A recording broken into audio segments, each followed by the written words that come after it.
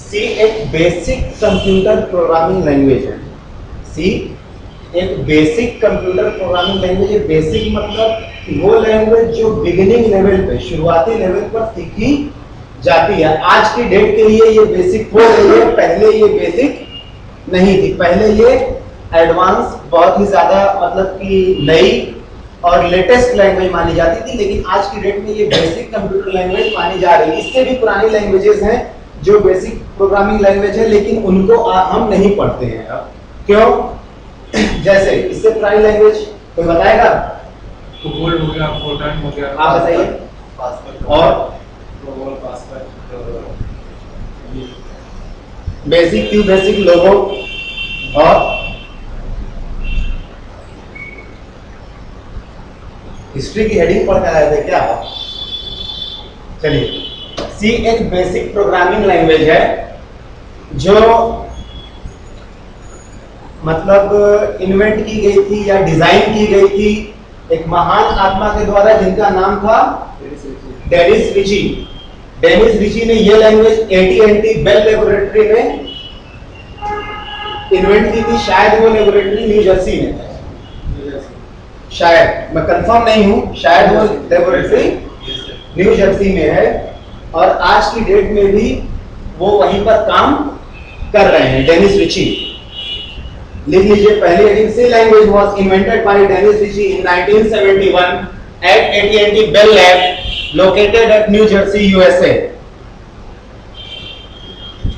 फिर से दोहराऊंगा, C language was invented by, date में थोड़ा सा डाउट है, 1970 71 में से कोई है, 72 भी हो सकती है, 70s में, ठीक है। डेनिस रिची, आपको बता दूं डेनिस रिची यूनिक्स नाम के ऑपरेटिंग सिस्टम के भी इन्वेंटर हैं। यूनिक्स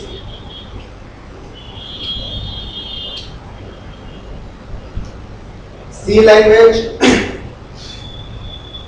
का मार्केट में रहने, सी लैंग्वेज के मार्केट में अभी तक रहने की सबसे बड़ी वजह है 70s के बाद भी बहुत सारी लैंग्वेजेस आई, लेकिन वो चली गई। उनका एग्जिस्टेंस आज की डेट में नहीं है, कोई उसे नहीं पढ़ता है, लेकिन फिर भी सी उनसे पुरानी होते हुए भी क्यों पढ़ी जाती है? इसकी सबसे बड़ी मेन वजह है पॉइंटर, इसका ईज ऑफ यूज, आसानी से इस्तेमाल कर सकते हैं इसको, और प्रोसीजर ओरिएंटेड लैंग्वेज में ये लैंग्वेज एक जिएंट के रूप में काम करती है। In procedure oriented language, this language is known by giant, it's the giant of procedure oriented language. उसके बाद नई टेक्नोलॉजी आई ऑब्जेक्ट ओरिएंटेड लैंग्वेज, जो कि आप आगे पढ़ेंगे।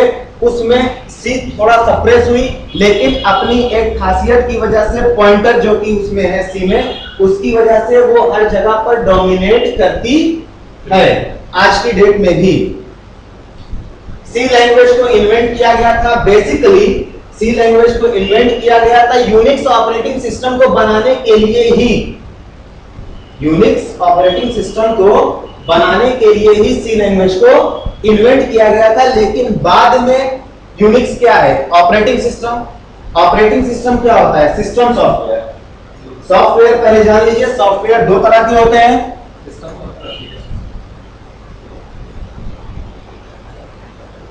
सॉफ्टवेयर दो तरह के होते हैं, सिस्टम सॉफ्टवेयर और एप्लीकेशन सॉफ्टवेयर।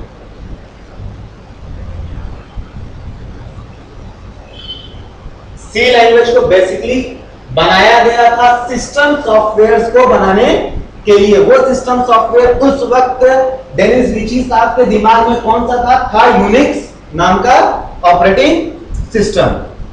लेकिन बाद में ये इतनी आसान लैंग्वेज अपने दौर में थी कि इसका यूज एप्लीकेशन सॉफ्टवेयर को भी बनाने के लिए किया जाने लगा। सिस्टम सॉफ्टवेयर और एप्लीकेशन सॉफ्टवेयर में आप जरा डिफरेंस बताएंगे? जो हार्डवेयर होता है कंप्यूटर का, सिस्टम सॉफ्टवेयर, और आप गलत बोले या सही बोले, लेकिन फुल कॉन्फिडेंस के साथ बोले। सिस्टम सॉफ्टवेयर जो कंप्यूटर के जो बाहरी जो माउस हुआ, कीबोर्ड हुआ, चलिए आपके हिसाब से सिस्टम सॉफ्टवेयर वो सॉफ्टवेयर होता है जो कंप्यूटर के बाहर होता है, माउस हुआ, कीबोर्ड हुआ। तो हार्डवेयर क्या होता है?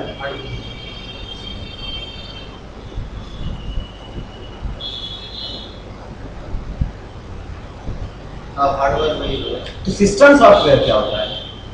देखिएगा, सिस्टम सॉफ्टवेयर और सॉफ्टवेयर होता है जो सिस्टम की रिक्वायरमेंट को पूरा करता है।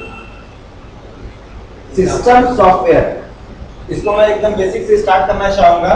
आप अगर किसी टेक्नीशियन से पूछेंगे कंप्यूटर के बारे में, जब तक उसमें ऑपरेटिंग सिस्टम, आज की डेट में अगर हम बात करें तो विंडोज जब तक उसमें अपलोड नहीं हुआ रहता है तब तक वो उसे कंप्यूटर नहीं बुलाता है, वो कहता है मशीन, वो कहता है मशीन। आप दुकान पर भी जाएंगे परचेज करने के लिए, तो अगर डॉस बेस्ड सिस्टम लेंगे मतलब इस पे आप अपने से ऑपरेटिंग सिस्टम अपलोड करवा सकते हैं, उसको कहेगा ये मशीन। बेयर मशीन जो होती है विदाउट ऑपरेटिंग सिस्टम, कंप्यूटर को बेयर मशीन कहा जाता है। विदाउट ऑपरेटिंग सिस्टम अगर कंप्यूटर की मशीन है तो उसे बेयर मशीन कहा जाता है, मतलब वो मशीन किसी काम की नहीं है। गाड़ी में अगर पेट्रोल नहीं है तो गाड़ी किसी काम की है? घर के बाहर खड़ी करके शो मारने के काम की है, उसके सिवा किसी और काम की नहीं है। तो बेसिकली आपका कंप्यूटर जब मैन्युफैक्चर होता है तो वो एक बेयर मशीन होता है। मैं यहां पर बेयर मशीन से बात कर रहा हूं क्योंकि कंप्यूटर का दिल और दिमाग, सीपीयू, हार्ट एंड सोल या हार्ट एंड ब्रेन किसको कहा जाता है? सीपीयू को कहा जाता है। हर काम वही करता है, बाकी सब उसके चमचे हैं, बाकी सब उसके चमचे हैं। तो मैं यहां पर सिर्फ और सिर्फ सीपीयू की बात करूंगा, ठीक है। ये बेयर मशीन होती है, ये मशीन इतनी मोहताज होती है कि वो अपने से ऑन या ऑफ तक नहीं हो सकती। ये मशीन इतनी मोहताज होती है कि वो अपने से ऑन या ऑफ तक नहीं हो सकती जब तक कि उसमें सिस्टम सॉफ्टवेयर ना डाला जाए। नॉर्मली आज की डेट में सिस्टम सॉफ्टवेयर को हम ऑपरेटिंग सिस्टम से के नाम से जानते हैं। सिस्टम सॉफ्टवेयर को ऑपरेटिंग सिस्टम भी कहा जाता है। ये इतनी चीज लिखिए, उसके बाद सिस्टम सॉफ्टवेयर के एग्जांपल्स लिखिए। डॉस, यूनिक्स, लाइनेक्स,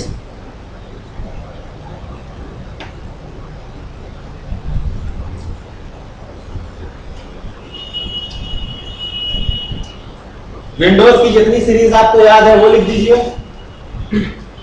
और एक आध दो एक्स्ट्रा अगर आपको आती हो वो भी लिख लीजिए।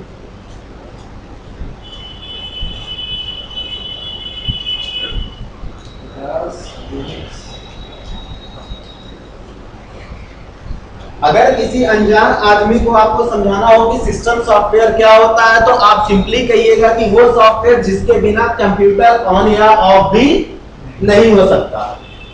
मतलब जो सॉफ्टवेयर पूरे सिस्टम को चलाता है उसे हम सिस्टम सॉफ्टवेयर कहते हैं। अगर सिस्टम में, कंप्यूटर में ऑपरेटिंग सिस्टम पड़ गया है तो वो ऑन भी होगा, ऑफ भी होगा, जो जो उसमें सॉफ्टवेयर इंस्टॉल या अपलोड किए जाएंगे वो उन पे काम भी करेगा। सबसे एप्लीकेशन सॉफ्टवेयर, एप्लीकेशन सॉफ्टवेयर में सबसे पहले स्ट्रेस दीजिएगा वर्ड एप्लीकेशन पे। एप्लीकेशन की हिंदी क्या होती है?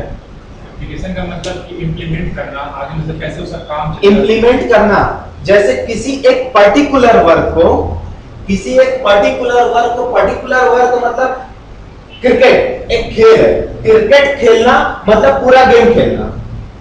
अब उसमें अगर मैं आप इस तरह डिस्क्रिमिनेट करें फील्डर, बॉलर, बैट्समैन, तो ये एक अलग अलग एप्लीकेशन हो गई, ये अलग अलग एप्लीकेशन हो गई, लेकिन ये सब मिल करके क्रिकेट बना रहे हैं। मेरा एग्जांपल यहां पर गलत हो गया क्योंकि इनमें से कोई एक मिसिंग रहेगा तो क्रिकेट पूरी तरीके से नहीं हो सकता। एप्लीकेशन सॉफ्टवेयर मतलब ये होता है कि किसी एक पर्टिकुलर सुविधा का लाभ उठाना या किसी एक पर्टिकुलर काम को करना। वो सॉफ्टवेयर जो किसी एक पर्टिकुलर काम को करता हो, जैसे Windows media player, VLC player, Winamp, या गेम्स जो होते हैं, Google Chrome, Mozilla Firefox etcetera. ये सॉफ्टवेयर जो होते हैं एप्लीकेशन सॉफ्टवेयर की कैटेगरी में आते हैं। एप्लीकेशन सॉफ्टवेयर के बिना ऐसा नहीं है कि एप्लीकेशन सॉफ्टवेयर अगर नहीं पड़ा है सिस्टम में तो सिस्टम मोहताज, सिस्टम चलेगा लेकिन वो पर्टिकुलर टास्क नहीं कर पाएगा। जैसे आज के डेट में एप्लीकेशन सॉफ्टवेयर आ रहे हैं बैंकिंग सॉफ्टवेयर। बैंकिंग सॉफ्टवेयर एक ऐसा एप्लीकेशन सॉफ्टवेयर है जो बैंक से रिलेटेड काम करता है। क्या अगर वो बैंकिंग सॉफ्टवेयर सिस्टम में ना पड़ा हो तो सिस्टम ऑन या ऑफ होगा? जरूर होगा, लेकिन वो बैंकिंग वाला काम नहीं हो पाएगा। दो तरह के सॉफ्टवेयर की कैटेगरी समझ में आई। बाकी सब हिस्ट्री आप बुक से पढ़ लीजिएगा।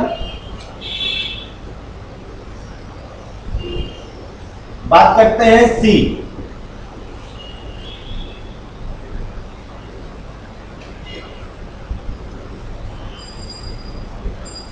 लिखिएगा फर्स्ट प्रोग्राम ऑफ सी।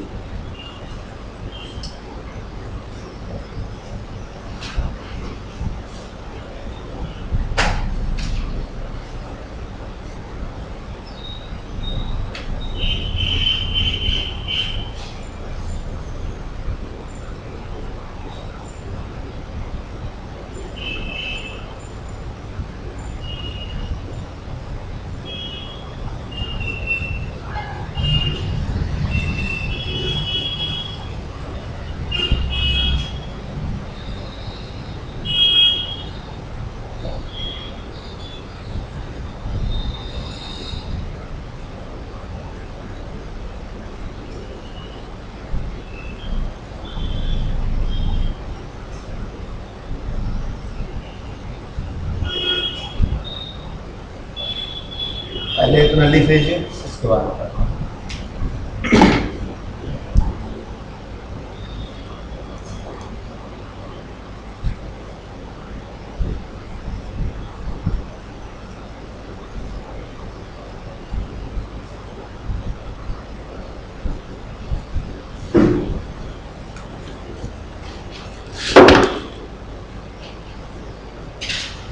हो गया?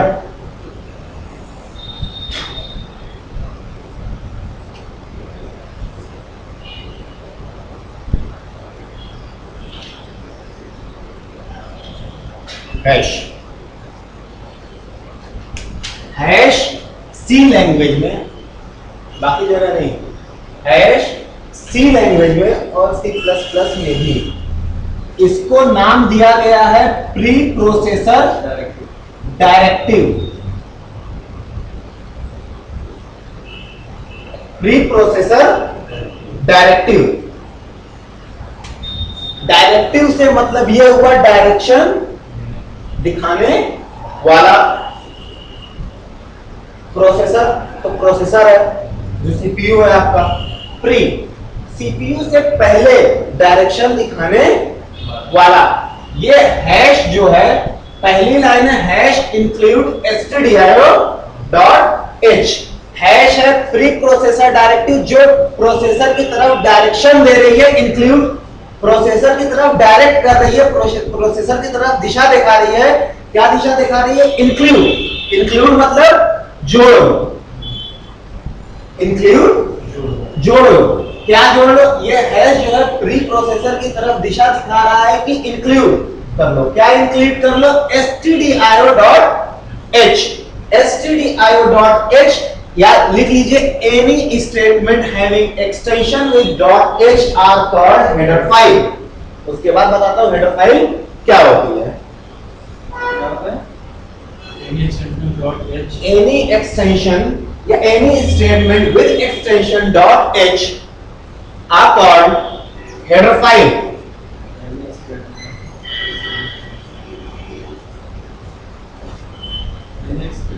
Any statement having extension dot h are called header file।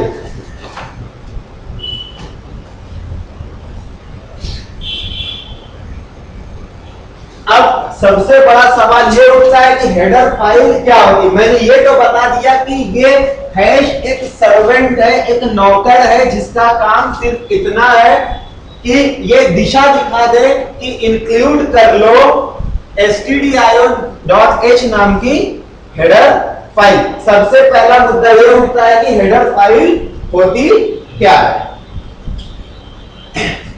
देखिए, सी जब आप अपने सिस्टम में इंस्टॉल करेंगे उसमें ढेर सारे फोल्डर होते हैं, ठीक, उसमें ढेर सारे फोल्डर होते हैं जिसमें से एक फोल्डर लाइब्रेरी भी होता है। एक फोल्डर लाइब्रेरी जनरल, अगर उसमें कहें जनरल भाषा में अगर हम कहें तो लाइब्रेरी क्या होती है? लाइब्रेरी एक वो जगह होती है जहां हर तरह की किताबें, लगभग हर तरह की किताबों का कलेक्शन मौजूद हो। आपका काम लाइब्रेरी में क्या है? जाओ, किताब उठाओ, पढ़ो, निकल लो, इससे ज्यादा कुछ है। तो हेडर फाइल जो होती है सी की लाइब्रेरी में होती है। सी की लाइब्रेरी में इस हेडर फाइल की वही औकात है जो एक जनरल लाइब्रेरी में किताब की औकात होती है। हैसियत, यहां पर हैसियत की बात है, मतलब जितना मैटर एक किताब दे सकती है उतना ही मैटर कंपैरेटिव अगर आप करें तो एक हेडर फाइल दे सकती है। मैं लाइब्रेरी दोनों जगह पर है, लाइब्रेरी दोनों जगह पर है। सी की, अब ये सवाल ये उठता है कि सी की लाइब्रेरी आई कहां से? सवाल ये उठता है कि सी की लाइब्रेरी आई कहां से? सी की लाइब्रेरी, सी के डेवलपर्स ने कुछ रेडीमेड फंक्शंस को हेडर फाइल के अंदर, अब एक और चीज यहां पर आई है, फंक्शन। दिमाग में हल्का सा इसको लेकर चलिएगा, फंक्शन। सी के डेवलपर्स ने सी अपनी तरफ से बनाए गए फंक्शंस को हेडर फाइल में रखकर और हेडर फाइल को लाइब्रेरी में रखा। अब अगर कंपैरेटिव स्टडी में मैंने जनरल लाइब्रेरी की किताब से इसकी हेडर फाइल की है तो जाहिर सी बात है हेडर फाइल के अंदर क्या होता है? फंक्शन। मैं फंक्शन का कंपैरिजन उस किताब के चैप्टर से करूंगा कि नहीं करूंगा? क्लियर है कि नहीं इतना? तो फंक्शन जो है हेडर फाइल के पार्ट होते हैं, जिस तरीके से चैप्टर किसी पर्टिकुलर किताब का पार्ट होता है। फॉर एग्जाम्पल, हेडर फाइल का हल्का फुल्का कंसेप्ट क्लियर हुआ कि नहीं? जनरल व्यू बात करते हैं फंक्शन की। फंक्शन सेट ऑफ कोड होते हैं या सेट ऑफ कमांड होते हैं जो किसी पर्टिकुलर टास्क को पूरा करते हैं। सी हर चीज का फंक्शन, हर काम को कराने के लिए आपको फंक्शन नहीं मिलेगा। आप हर किसी की प्रॉब्लम अलग अलग तरीके की होती है, हर किसी को अलग अलग तरीके का काम कराना पड़ता है। लेकिन जो जनरल व्यू है, जो जनरल फंक्शंस हैं, जनरली जिसका काम लगभग हर किसी को पड़ता है, वो फंक्शन सी के डेवलपर्स ने रेडीमेड बना करके आपको दे दिए हैं। इतनी बातें क्लियर हुई थी नहीं? ठीक, हेडर फाइल लगभग क्लियर हुई थी। कहीं अभी जहां तक बोला हूं वहां तक में कोई डाउट? stdio का फुल फॉर्म लिखिएगा, स्टैंडर्ड इनपुट आउटपुट। इनपुट और आउटपुट स्टैंडर्ड डिवाइसेस से इनपुट और आउटपुट से रिलेटेड जितने फंक्शन हैं, स्टैंडर्ड डिवाइसेस से काम कराएगा फंक्शन ही, जाहिर सी बात है। इन स्टैंडर्ड डिवाइसेस से इनपुट और आउटपुट की जितने फंक्शंस हैं उनकी डेफिनेशन अगर मैं सी की लैंग्वेज में टेक्निकली बोलूं तो stdio.h is the header file which contains the definition of the functions interacting with the standard input and output devices. कैसे बोल गया?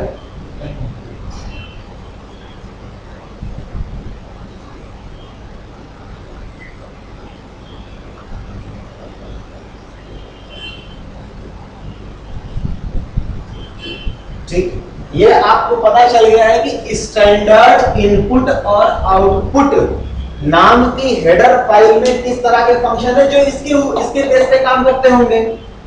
चलिए एक छोटा सा क्वेश्चन पूछूंगा, अगर आपको न्यूटन लॉ ऑफ मोशन पढ़ना है, ठीक, न्यूटन लॉ ऑफ मोशन पे क्वेश्चन करना है, तो आपके सामने एक लाइब्रेरी है, आप लाइब्रेरी में घुसेंगे तो सबसे पहला काम क्या करेंगे?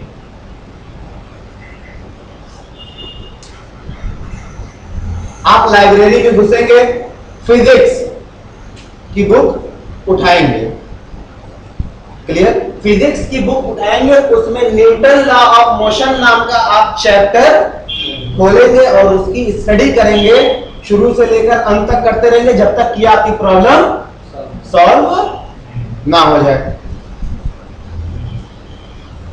मेरे एग्जांपल में एक स्टार मार्क लगा के वो है, टर्म्स एंड कंडीशन है कि लाइब्रेरी में एक सब्जेक्ट की एक ही पुस्तक है, ठीक है। उसी तरीके से अगर सिस्टम को, प्रोसेसर को, सीपीयू को कोई ऐसा काम मिला जो स्टैंडर्ड डिवाइसेस, माउस, कीबोर्ड वगैरह वगैरह से इनपुट या आउटपुट लेने या आउटपुट देने की बात हो, तो वो कहां जाएगा? डायरेक्ट पहुंचेगा, सबसे पहले जाएगा लाइब्रेरी में, लाइब्रेरी में वो खोजेगा stdio नाम की हेडर फाइल, उसमें जाकर के वो जिस डिवाइस से इंटरेक्ट करना है उसके फंक्शन की कोडिंग को एग्जीक्यूट करेगा। इतना क्लियर हुआ कि नहीं? प्रोग्राम रन कैसे करता है?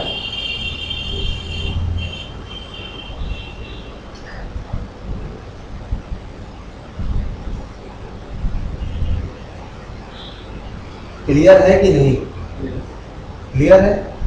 दूसरी हेडर फाइल जो मैंने लिखी है conio.h, console input output, console लिख लीजिए, कंसोल वो विंडो, ब्लैक कलर की विंडो, डॉस विंडो जो आपके सामने खुल करके आती है जब आप प्रोग्राम रन करते हैं, आएगी, अभी तो आएगी जब आप प्रोग्राम रन करेंगे तो उसको कंसोल कहते हैं। उस पे इनपुट या आउटपुट से रिलेटेड काम की डिफिनेशन किस फाइल में दी गई है? conio.h, मतलब कोनियो नाम की हेडर फाइल में दी गई है। यहां पर भी प्रोग्राम, इतनी बातें क्लियर हुई, यहां पर हेडर फाइल। चलिए अब मैं मानकर चलता हूं कि सबसे पहली चीज, एक चीज और नोट कर लीजिए, आपका प्रोग्राम, कोई मुझसे ये स्टेटमेंट आज नहीं पूछेगा, जब सही वक्त आएगा तब मैं बताऊंगा, ठीक। आपका प्रोग्राम वॉइड मेन से पढ़ा जाना शुरू होता है। कंपाइलर पता है ना सबको? हाँ, सी में एक और चीज, जिस तरीके से, अब सी का मैं थोड़ा सा इंग्लिश लैंग्वेज के साथ कंपैरिजन कर रहा हूं। सी भी एक लैंग्वेज है, इंग्लिश भी एक लैंग्वेज है। फर्क इतना है कि सी जो है कंप्यूटर के लिए लैंग्वेज है, कंप्यूटर के रेफरेंस में इंसान और कंप्यूटर से तालमेल बनाने के लिए है, और इंग्लिश जो है इंसान और इंसान से बातचीत करने के लिए लैंग्वेज है। दोनों एक लैंग्वेज है। हर लैंग्वेज के कुछ रूल्स होते हैं। इंग्लिश में कितने अल्फाबेट होते हैं? 26, ए से जेड तक। सी में 32 कीवर्ड होते हैं। All right, reserve keyword.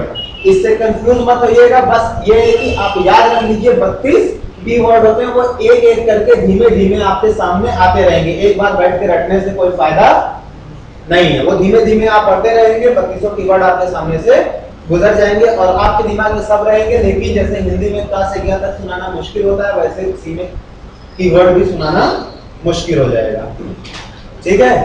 हर लैंग्वेज की अपनी एक ग्रामर होती है, हर लैंग्वेज की अपनी एक ग्रामर होती है कि मतलब इस वर्ड के बाद ये वर्ड आना चाहिए, इसके बाद ये फला फला फला, उस टाइप। उसी तरीके से सी की भी अपनी एक ग्रामर है जिसको कहते हैं रूल या सिंटैक्स, जिसको कहते हैं रूल या सिंटैक्स। जैसे इंग्लिश में मुझे जाना है, आई हैव टू गो, आई भी यूज है, हैव भी यूज है, टू भी यूज है, गो भी यूज है। मैं लिखूंगा आई हैव टू गो, उसके बाद फुल स्टॉप। जब तक मैं फुल स्टॉप नहीं लगाऊंगा मुझे नहीं पता रहेगा मेरा स्टेटमेंट, सामने वाला ये नहीं समझ पाएगा मेरा स्टेटमेंट खत्म हुआ है कि नहीं। इंग्लिश में जिस तरीके से फुल स्टॉप का यूज किया जाता है, सी में उसी तरीके से सेमीकोलन का यूज किया जाता है। सेमीकोलन ये बताता है कि यहां पर ये वाला स्टेटमेंट यहां पर खत्म हो गया है, अब आगे जो आ रहा है इस स्टेटमेंट का पार्ट नहीं है। और आपके पास फनी मैसेजेस भी आते होंगे कि हिंदी में पूर्ण विराम या इंग्लिश में फुल स्टॉप की गलती से कितनी बड़ी गलती हो जाती है, मैसेजेस आए होंगे। अब जैसे आई हैव टू गो, ये इंग्लिश की ग्रामर के हिसाब से मुझे जाना है कि मीनिंग है, ठीक।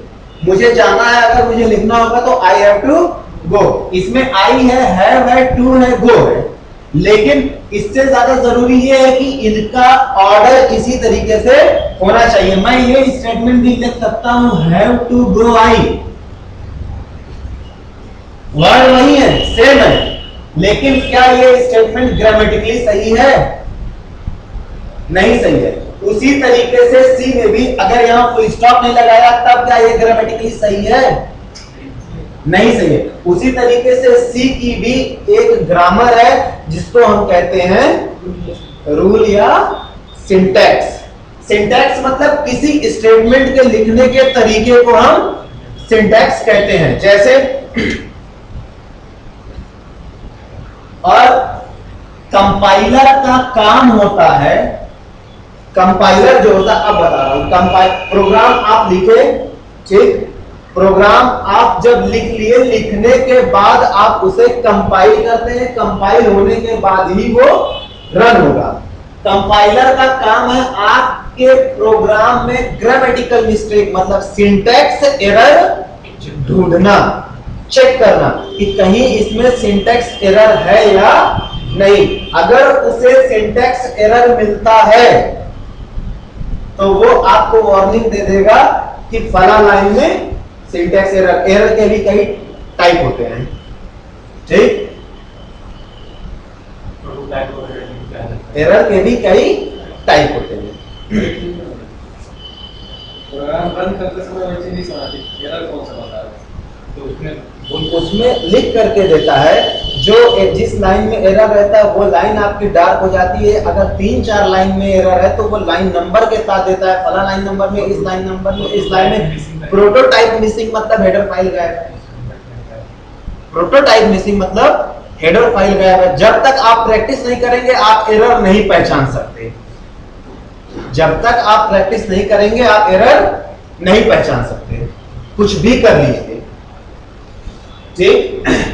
कंपाइलर का काम ये होता है, सबसे पहले मैं ये बता रहा था कि आपका प्रोग्राम यहाँ वर्ड में से पढ़ा जाना स्टार्ट होता है। कंपाइलर के 2 काम होते हैं।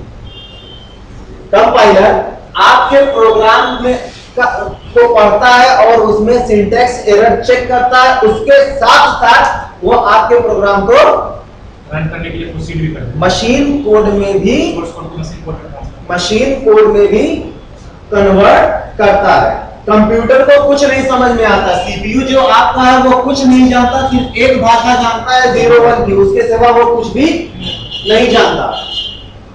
सीपीयू आपका सिर्फ एक भाषा जानता है 0 और 1 की, उसके सिवा वो कोई भी लैंग्वेज नहीं जानता। अब ये सी लैंग्वेज में लिखा गया है, सी लैंग्वेज के कोड को कंपाइलर पूरे के पूरे कोड को चेक करेगा कि इसमें सिंटैक्स एरर है कि नहीं। उसके बाद उस पूरे कोड को वो 0-1 की भाषा में बदलेगा, ठीक। उसके बाद उसको वो 0-1 की लैंग्वेज में बदलेगा। 0-1 की लैंग्वेज में चेंज करने के बाद ही आपका प्रोग्राम कोड रन करेगा, क्योंकि अब जब 0-1 की लैंग्वेज में आपका कोड चेंज हो चुका है मतलब आपकी बात कंप्यूटर को, सीपीयू को समझ में आ रही है। जब 0-1 की लैंग्वेज में कोड कन्वर्ट हो चुका है मतलब कि भाई उसकी लैंग्वेज हो गई, अब वो उसको समझ में आ रहा है। क्लियर है कि नहीं? तभी आपका कोड रन करेगा। लेकिन कंपाइलर जैसे ही सिंटैक्स एरर पाएगा वो वहीं पर पूरा सिंटैक्स एरर ढूंढ के पहले आपको दे देगा कि इसको सही करो, मैं इसको समझ नहीं पा रहा हूं। क्लियर है? ठीक, ये तो होगी। कंपाइलर का रोल समझ में आया ना?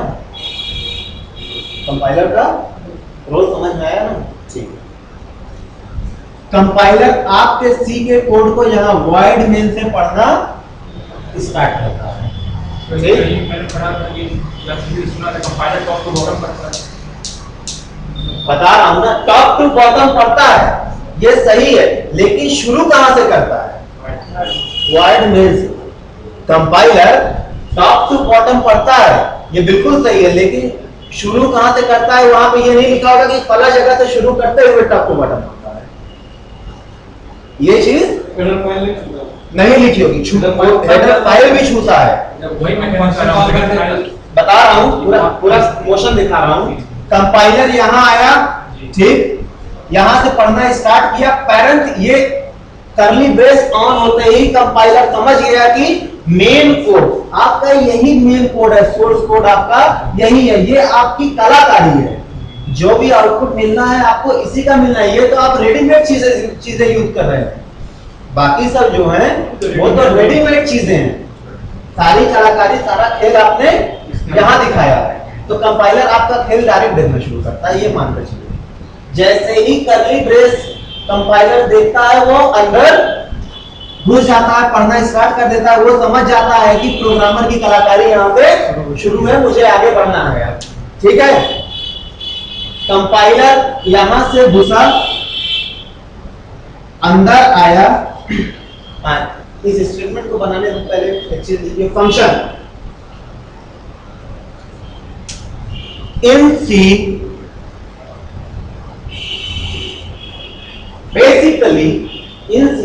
basically there are two type of function। आप इस फंक्शन की डेफिनेशन को फंक्शन चैप्टर की डेफिनेशन से कंपेयर मत करिएगा। मैं ये एक चेकलिस्ट के तौर पे आपको बता रहा हूं ताकि आपको अभी बर वक्त जब तक आप फंक्शन नहीं पढ़ रहे हैं कंफ्यूजन ना हो। एक्चुअली इसका ये होना चाहिए यूज टाइप ऑफ, मतलब यूज के कॉन्टेक्स्ट में फंक्शन कितने तरीके के होते हैं, मैं ये बताना चाह रहा हूं। यूज करने के कॉन्टेक्स्ट में फंक्शन कितने तरीके के होते हैं। फंक्शन दो तरीके के बर वक्त अभी आपके लेवल पे होते हैं। एक वो फंक्शन होते हैं जो क्रिएट किए जाते हैं, एक वो फंक्शन होते हैं जो क्रिएट किए जाते हैं, मतलब हम अपनी तरफ से कोई फंक्शन बना रहे हो।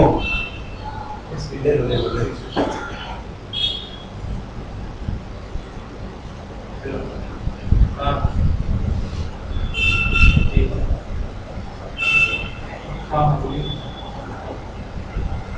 नहीं कुछ नहीं। हाँ जी,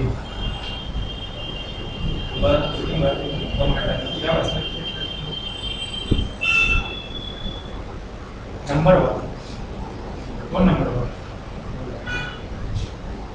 अच्छा ठीक, अच्छा ठीक, मैं काम मत नहीं करता। ठीक ठीक, ये बात क्या करते हैं? ठीक, चलो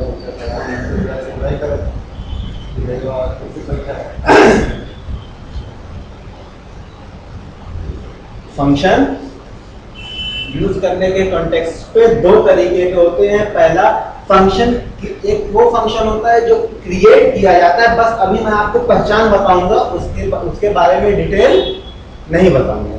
ठीक है, पहला वो फंक्शन होता है जो क्रिएट किया जाता है। क्रिएट किया जाता है मतलब जो बनाया जाता है, किसके द्वारा बनाया जाता है? प्रोग्रामर के द्वारा बनाया जाता है, उस फंक्शन को कहते हैं क्रिएटेड फंक्शन। ठीक, उस फंक्शन की पहचान ये होती है कि फंक्शन का नाम, ठीक, फंक्शन का नाम आगे पैरेंथेसिस लगे होते हैं, बस इसी तरीके से वो होता है।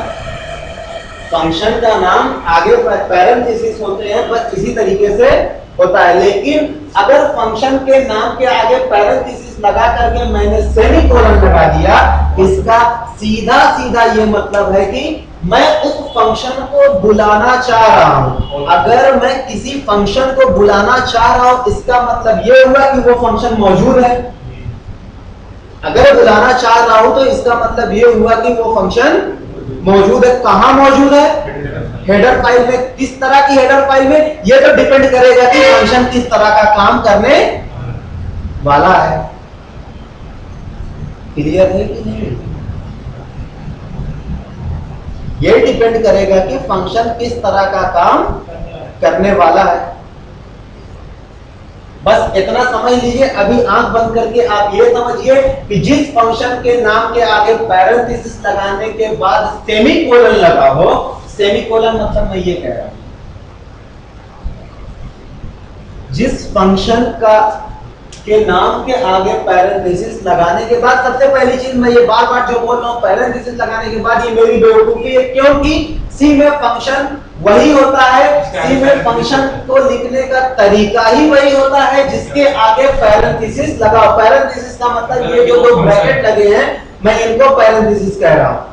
फंक्शन सी में इसी तरीके से पहचाना जाता है, वो कोई स्टेटमेंट जिसके आगे पैरेंथेसिस लगा हो, भले ही पैरेंथेसिस के अंदर कुछ लिखा हो या ना लिखा हो, वो फंक्शन कहलाता है। तो ओवरऑल जब तक पैरेंथेसिस नहीं, फंक्शन नहीं, तो क्या मैं इस पूरी चीज को फंक्शन ही कहकर बुलाऊं तो आपको कंफ्यूजन होगा? नहीं होगा। ठीक, जिस फंक्शन के आगे फुल सेमीकोलन लगा है वो फंक्शन, उसका मतलब क्या हुआ? वो फंक्शन बनाया जा रहा है कि बुलाया जा रहा है? बुलाया जा रहा है। अगर बुलाया जा रहा है तो वो कहीं ना कहीं तो मौजूद होगा। कहां मौजूद होगा? लाइब्रेरी में। लाइब्रेरी में कहां मौजूद होगा? अपने वर्क से रिलेटेड हेडर फाइल के अंदर। उस फंक्शन के मौजूद होने से मेरा कंटेक्स्ट ये है कि वो फंक्शन हेडर फाइल में कुछ इस तरह का होगा। यहां पर कुछ सेट ऑफ कोड लिखे होंगे, इसके ऊपर हजारों फंक्शन होंगे, इसके नीचे हजारों फंक्शन होंगे। हेडर फाइल में सिर्फ एक बुक में सिर्फ एक चैप्टर नहीं होता, एक बुक में सिर्फ एक चैप्टर नहीं होता, इसके आगे भी बहुत चैप्टर फंक्शन होंगे, इसके पीछे नीचे भी बहुत फंक्शन होंगे। ठीक, लेकिन अपनी जगह पर वो ये कर्ली ब्रेसेस के अंदर यहां पर उसकी डेफिनेशन मतलब कि उसको काम क्या करना है ये बताया गया होगा, बताया गया है।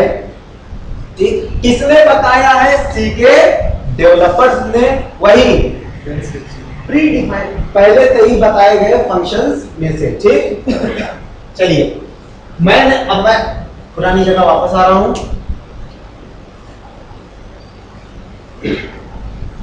मैंने ये कहा कंपाइलर आपका कोड वर्ड मेन से रीड करना शुरू करता है। कर्ली ब्रेस के अंदर घुसा, उसे लिखा CLR पैरेंथेसिस सेमीकोलन। CLR का मतलब उसे नहीं पता। CLR का मतलब उसको नहीं पता कि CLR मतलब है क्या। वो तो बस देख रहा है पैरेंथेसिस ऑन है, समझ गया भैया ये फंक्शन है। पैरेंथेसिस को उसने जैसे ही देखा वो समझ गया भैया ये फंक्शन है। उसके बाद जैसे ही उसकी नजर सेमीकोलन पर जाती है, वो ये समझ जाता है कि इस फंक्शन को कहीं से बुलाया गया है। क्लियर? अभी वो इसी स्टेटमेंट को पढ़ रहा है, ध्यान दीजिएगा। जब बुलाया गया है CLR किस तरह का फंक्शन, जैसे न्यूटन लॉ ऑफ मोशन पढ़ करके आपको समझ में आ रहा है क्योंकि आपका human brain, Newton law of motion पढ़कर आपको समझ में आ रहा है क्योंकि आपका ह्यूमन ब्रेन है कि ये फिजिक्स का कोर्स है। क्लियर? आप डायरेक्ट जाकर के फिजिक्स की बुक उठाते हो, लेकिन यही न्यूटन लॉ ऑफ मोशन आपको देख करके लाइब्रेरी में घुसा दिया जाए, उसको कुछ नहीं पता है, कुछ भी नहीं जानता हो, कुछ भी नहीं जानता फिजिक्स, केमिस्ट्री, बायोलॉजी, मैथ्स के बारे में, और साइंटिफिक लाइब्रेरी में, तो वो ये तो नहीं जानेगा कि किस वाली कॉलम में होगा ये। वो एक तरफ से खोजना स्टार्ट करेगा हर चैप्टर को, वो एक तरफ से ढूंढना स्टार्ट करेगा हर चैप्टर को, और ढूंढता हुआ चला जाएगा। कब तक ढूंढेगा? जब तक कि उसे न्यूटन लॉ ऑफ मोशन नहीं मिल जाता। उसी तरीके से कंपाइलर CLR तब तक ढूंढेगा जब तक उसे CLR की डेफिनेशन किसी न किसी हेडर फाइल में नहीं मिल जाती। कंपाइलर इसको ढूंढने के लिए अब ऊपर की तरफ भागेगा। ठीक, प्रोटोटाइप नॉट फाउंड एरर। अगर मान लीजिए आपने हैश, ये CLR STR की डेफिनेशन कहां होती है, कोनियो में क्या एसटीडी आयो में, एसटीडी आयो में होती। Are you sure? CLR STR clear screen, clear screen, screen क्लियर करो। स्क्रीन कहां होती है, कंसोल पे होती है। वो कंसोल को क्लियर करता है, आपके मॉनिटर की विंडो को नहीं वाइप आउट करता, वो कंसोल वाली स्क्रीन को मिटाता है। तो कहां होनी चाहिए CLR STR की डेफिनेशन? ठीक, मान लीजिए आप इस हेडर फाइल को पहले और इसको ऊपर और इसको नीचे लिख दिए, कोई फर्क पड़ेगा? फर्क। कंपाइलर यहां से ऊपर की तरफ ढूंढते हुए भागेगा, यहां से डायरेक्ट जंप मारेगा मेन के बाद, क्योंकि शुरू ही उसने वहां से किया था पढ़ना। अब यहां से घुसेगा, इसको सबसे पहले मान लीजिए यहां पर stdio.h थी, सपोज दैट, मिटा के लिखो। ठीक, तो वो पूरी stdio.h आनेगा, नहीं मिली बाहर निकलेगा, ऊपर जाएगा। ऊपर गया तो conio.h, हमारे एग्जांपल में conio.h बराबर ऊपर है, conio.h में उसको ढूंढेगा, उसमें मिल गई तो वो अंदर ऊपर, उसके बाद वो अंदर ढूंढता हुआ आएगा। अंदर CLR STR की डेफिनेशन फंक्शन उस हेडर फाइल में कुछ इस तरह से होगी, क्योंकि CLR STR यहां क्रिएट किया गया है, यहां बनाया गया है, इसलिए इसके नाम के आगे सेमीकोलन नहीं है। क्लियर? यहां पर आएगा, वो इन स्टेटमेंट को एग्जीक्यूट करेगा, यहां से घुसेगा, वो समझ जाएगा CLR STR, देखा पैरेंथेसिस और समझ गया कि भैया CLR STR यही है, यही बनाया गया है। ब्रैकेट ऑन हुआ, कर्ली ब्रैकेट ऑन हुआ, समझ गया कि कलाकारी यहां से शुरू हो गई है, पूरी कलाकारी को वो एग्जीक्यूट करेगा। उसके बाद जैसे ही एक पैरेंथेसिस बंद देगा, समझ जाएगा कि कहानी खत्म, बाहर निकलना, डायरेक्ट बाहर आएगा, डायरेक्ट वहां से जंप मारेगा अगले स्टेटमेंट पे। लेकिन हमारे एग्जांपल में CLR STR को कंपाइलर डायरेक्ट conio.h नीचे ही मिल जाएगी, उसे एग्जीक्यूट कर देगा। ठीक है, ऊपर वो हेडर फाइल्स में जाके एक के बाद एक सर्च करता है, जब तक कि उसे मिल ना जाए। उनको ऊपर कर दिए, फिर लाओ नीचे कर दिए, तो उससे क्या जाहिर सी बात है फर्क पड़ गया। बस एक लाइन आपका एग्जीक्यूशन टाइम, एग्जीक्यूशन थोड़ा सा मतलब ये है कि दो हेडर फाइल में आप देख रहे हैं, मान लीजिए 50 हेडर फाइल लगी हुई हो और हर हेडर फाइल कम से कम 1000-1200 लाइन की होती है, 500-1000-1200। और अगर हम कॉल नहीं करते, यहाँ पर सेमीकोलन नहीं लगाते हैं, उसके बाद क्या करेंगे? सेमीकोलन अगर हम यहाँ नहीं लगाते क्लियर स्क्रीन तो पे सबसे पहले डेफिनेशन देनी पड़ेगी। कंपाइलर आपसे CLR STR की डेफिनेशन मांगता, क्योंकि आप यहाँ फंक्शन बना रहे हैं। समझ रहे हैं? वो आप जब फंक्शन चैप्टर पढ़ेंगे ना तब मजा आएगा। अभी तो वो नहीं होता है मैथ में 1 2 3 4 5 6 7 8, वो चल ठीक। यहां से आया कंपाइलर आएगा प्रिंट एफ पढ़ा, इसको नहीं समझ में आया प्रिंट एफ क्या है, लेकिन पैरेंथेसिस ऑन देखते ही समझ गया ये फंक्शन है। फंक्शन के अंदर ये डबल कोट के में जो लिखा हुआ है हेलो, कंपाइलर ये जान जाएगा पैरेंथेसिस, फंक्शन के पैरेंथेसिस के अंदर जो कुछ भी रहता है वो वैल्यू होती है, नहीं जरूरी नहीं डबल कोट। ये प्रिंट एफ की वो है कि ये डबल कोट लगाया था। डबल कोट मतलब डबल कोट लगा करके प्रिंट एफ को समझाया जाता है, तुमको इसके साथ कुछ नहीं करना है, जैसा है वैसा छाप दो। प्रिंट मतलब ये हमारी आसानी के लिए इसका नाम दिया गया है प्रिंट एफ, मतलब छपाई फंक्शन। समझ रहे हैं? इसको ये प्रिंट एफ को डबल कोटेशन से समझाया गया है कि इसके बीच में जो आए उसके साथ तुम्हें कुछ नहीं करना है, बस छाप देना है।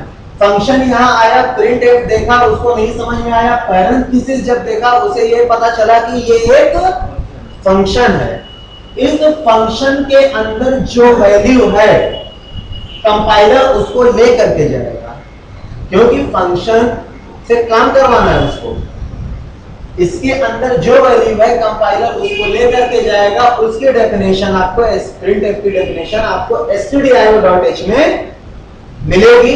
stdio.h में वो ले जाएगा प्रिंट एफ की जहां कलाकारी होगी, वहां पर वो ले जाकर के जो वैल्यू ले आएगा, ये वैल्यू हेलो यहां से ले जा रहा है, ले जाकर के दे देगा भैया मैं ये ले आया हूं, आगे बढ़ो। तो मान लीजिए अब यहां पर ये प्रिंट एफ की कलाकारी है, ठीक है। कंपाइलर यहां से क्या ले आया है? हेलो। हेलो लेकर के आया है, वो इसके अंदर हेलो भेजेगा। भेजने के बाद इस इफ स्टेटमेंट का एग्जीक्यूट करने के बाद हेलो कंसोल विंडो पर छप जाएगा। इस स्टेटमेंट के एग्जीक्यूट होते ही हेलो छप जाएगा। समझ रहे हैं? इस स्टेटमेंट के एग्जीक्यूट होते ही हेलो छप जाएगा। आज के लिए मैं ये गेट ch मिटाता हूं, ठीक।